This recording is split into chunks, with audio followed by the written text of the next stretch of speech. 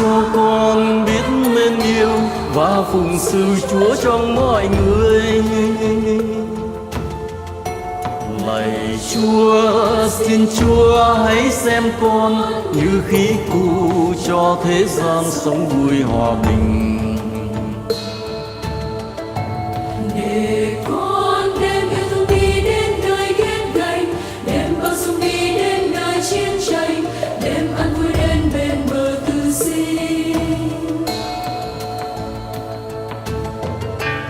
Để con sẽ thắp ánh sáng rạng người chân lý, soi qua đêm thâu rằng đầy lỗi lầm, soi lên kênh thang con đường xa xăm.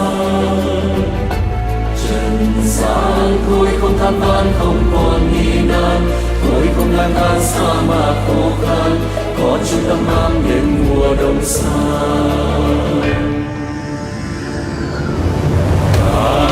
Lòng này kính dâng về Chúa, người là ánh dương bừng sáng, xin thương xót ban cho hồng ân. Xin dâng lên đấng thiên cha lành, dâng lên trái tim chân thành, cho nhân gian ấm êm an lành. Xin yêu thương đến thay thù hận, tin vui đến thay nỗi buồn, xin tình yêu đến thay tuyệt vọng.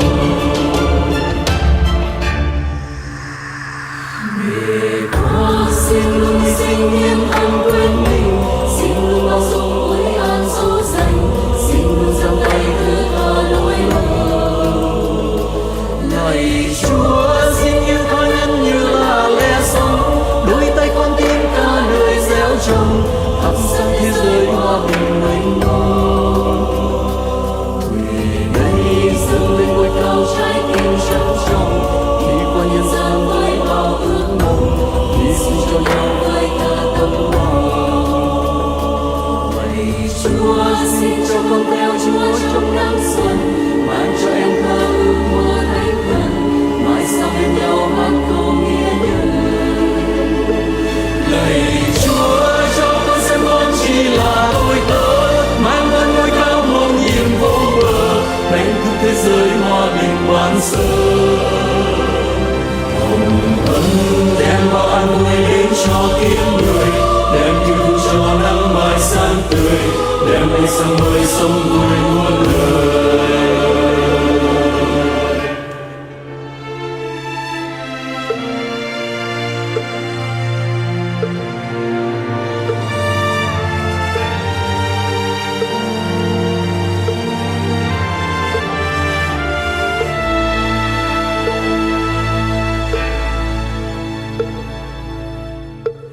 Lạy Chúa, từ nhân xin cho con biết mến yêu và phụng sự Chúa trong mọi người. Lạy Chúa, xin Chúa hãy xem con như khí cụ cho thế gian sống vui hòa bình. Để con đem yêu thương đi đến nơi ghét ganh, đem bao dung đi đến nơi chiến tranh, đem an vui đến bên bờ tử sinh. Để con sẽ thắp ánh sáng rạng người chân lý, soi qua đêm thâu rằng đầy lỗi lầm, soi lên kênh thang con đường xa xăm. Trần gian thôi không than van, không còn nghi nan, thôi không lang thang sa mạc khô khan, có chút tâm ham đến mùa đông xa.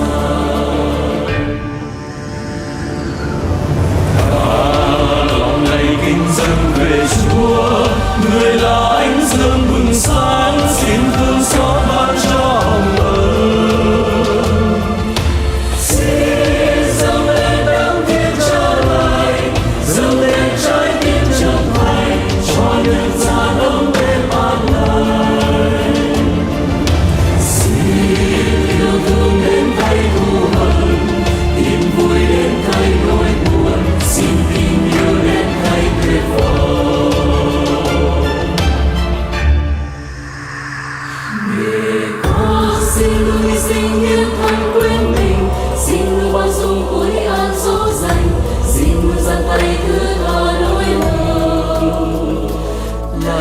Chúa xin như tha nhân như là lẽ sống, đôi tay con tim cả đời gieo trồng, thắp sáng thế giới hòa bình mênh mông.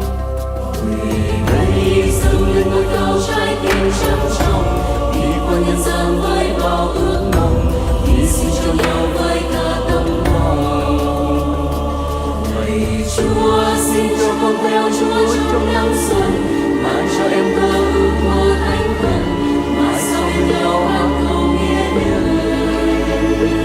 Lạy Chúa cho con xem không chỉ là tôi tớ, mãi vẫn ngôi cao mầu nhiệm vô bờ, đánh thức thế giới hòa bình ban sơ.